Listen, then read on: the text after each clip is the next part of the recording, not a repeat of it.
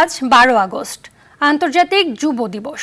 দিনটি এলেই আলোচনায় আসে তরুণ তরুণীদের কর্মসংস্থান, আর্থিক নিরাপত্তা ও সম্ভাবনা। তবে শঙ্কার বিষয়ে চট্টগ্রাম বিভাগেই প্রায় 6 লাখ যুবক যুবতী ভুগছেন বেকারত্বে। অনেকেই আতঙ্কে আছেন চাকরি, বিয়ে আর পরিবার গঠন নিয়ে।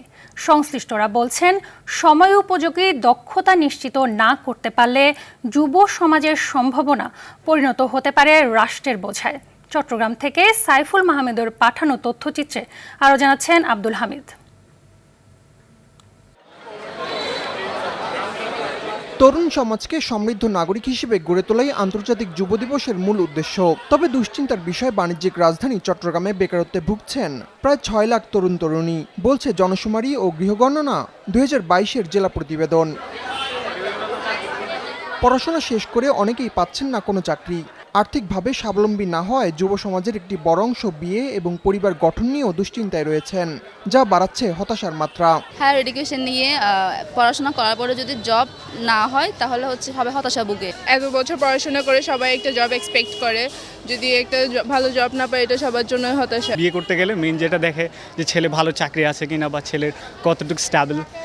ফ্যামিলিগত দিক দিয়েও প্রেশার থাকে যে একটা ছেলে যখন জব করবে তার ফ্যামিলিগত অনেক চাহিদা থাকে, তো ওইটা যখন ফিল আপ করতে পারে না আসলে ফ্যামিলির সাথেও রিলেশনটা ফেড আপ হয়। শুধু যে পড়ালেখা জানলে হবে না, কিছু স্কিল ম্যাটার করে। স্কিলগুলো গেইন করা ট্রাই করছি যাতে পড়ালেখার পাশাপাশি আমার স্কিলগুলো আমি শো করতে পারি। বেকারত্বের এমন ভয়াবহ বাস্তবতার জন্য দেশের শিক্ষা ব্যবস্থা ও সামাজিক অবক্ষয়কে দায়ী করছে সচেতন মহল।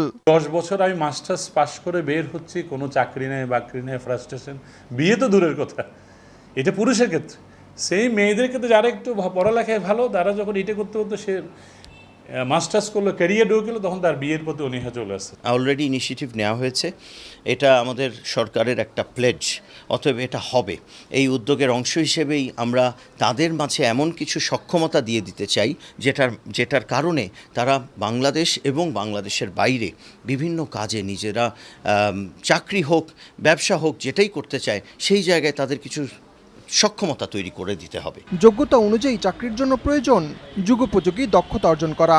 ভুক্তভোগীরা বলছেন, গদবাঁধা শিক্ষা ব্যবস্থা কেড়ে নিচ্ছে তাদের শেখার মূল্যবান সময়। এতে পছন্দের বিষয়ে ডিগ্রি নিলেও কাজের ক্ষেত্র না থাকা আর অসম প্রতিযোগিতায় নিজের জায়গা হারাতে হচ্ছে চাকরির বাজারে। অনেকের পরামর্শ, চাকরির পাশাপাশি উদ্যোক্তা হবার সিদ্ধান্তও পাল্টাতে পারে বেকারত্বের চিত্র। আব্দুল হামিদ, RTV।